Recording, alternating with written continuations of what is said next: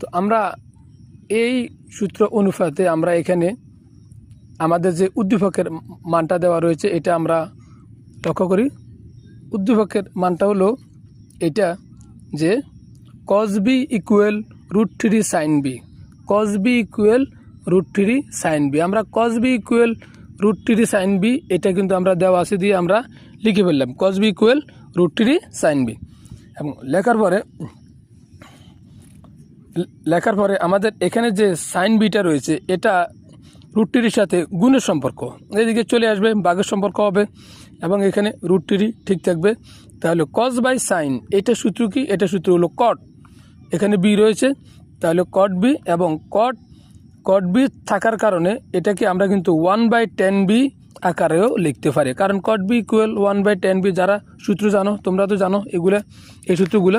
এবং অপরদিকে এখানে √3টা বসে যাচ্ছে এবং 1/10 হওয়ার কারণে এখন যদি আমরা আর গুণন করি এই 3-র নিচে কিন্তু মনে মনে 1 আছে হর, সেটা হচ্ছে হর এবং সেই 1-এর সাথে এই 1-এর গুণ হবে 1 এই একটা 80 এদিকে বসবে।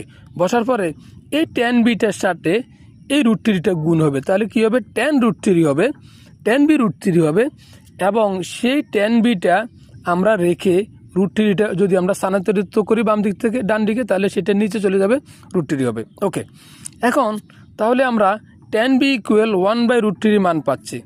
এবার আমাদের এই মানটার মান তারা বের করতে বলেছে যে cosec square B minus sec square B divided by sec square B plus cosec square B, এই মানটার মান বের করতে বলা হয়েছে। লক্ষ্য করে প্রিয় শিক্ষার্থী বন্ধুরা, কোসেক স্কয়ার বি এর সূত্র হচ্ছে 1 plus cot square B, sec square B এটা সূত্র হচ্ছে 1 প্লাস tan স্কয়ার বি, তেমনিভাবে sec square B 1 plus cot square B,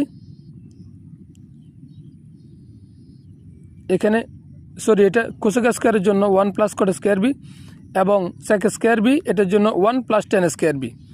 এখন এই জায়গায় যদি আমরা একটু খেয়াল করি আমাদের এই যে এখানে, তাহলে আমাদের এখানে আছে কি কট স্কয়ার বি, এই জায়গায় আমাদের আছে কট স্কয়ার বি। আমরা কট স্কয়ার বিটা কোথায় পাবো? এই যে কট স্কয়ার বি ইকুয়াল √3।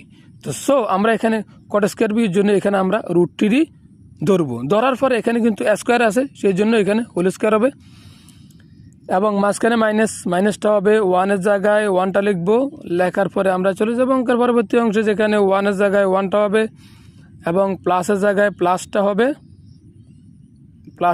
প্লাসটা হবে এবং এরপরে tan স্কয়ার বি এইটার জন্য আমাদের মান হচ্ছে 1/√3। তাহলে 1/√3